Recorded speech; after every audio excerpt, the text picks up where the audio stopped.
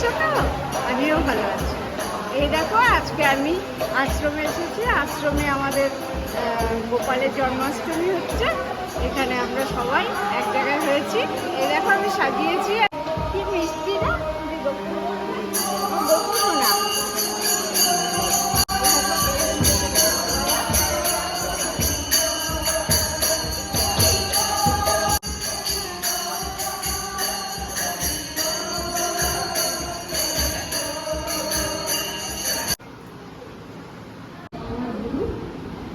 আমরা এখানে সবাই মিলে আসি, এসে আমরা এখানে সবাই পুজো করি, আনন্দ করি, সবাই একসাথে ঘুরে খুব আনন্দ হয়। জানো, এরাই সবাই প্রসাদ বিতরণ করা, পুজো কাজ করা, সমস্ত কিছু করি।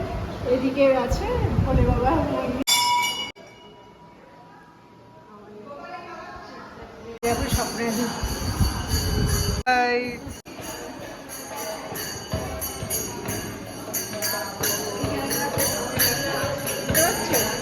লতুদিরে বসে আছে, কণিকাদি গান করছে, আর সবাই আছে, কবিতাদি সবাই আছে, নিচেও সবাই বসে আছে। ওখানে চলো, আমাদের পুজোর প্রসাদের আয়োজন করা হচ্ছে, তোমাকে দেখাবো। তো আমাদের আরেকটা স্বপ্নদি আর এই সারদাদি সবাই মিলে আমাদের তালের বড়া হচ্ছে। তালের বড়া এগুলো দিয়ে আমাদের গোপালের আয়োজন করা হবে।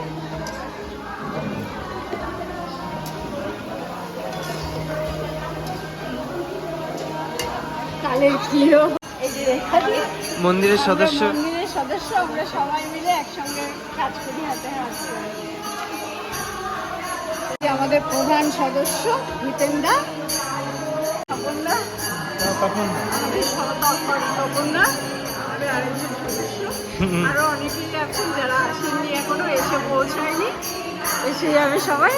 আমার হাজবেন্ড গেছে আমার গোপালটাকে নিয়ে আসতে বাড়ির থেকে এসেছিল। আমি বললাম গোপালকে নিয়ে আসো, ও আসুক, অতিথি হিসাবে এখানে আসবে।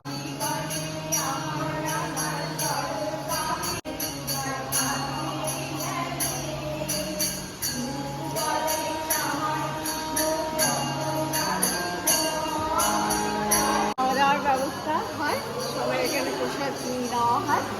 আজকে তো এমনি খিচুড়ি বা ওই জাতীয় কোনো প্রসাদ হবে না, আজকে শুকনো তোমার তালের যা গোপাল পছন্দ করে।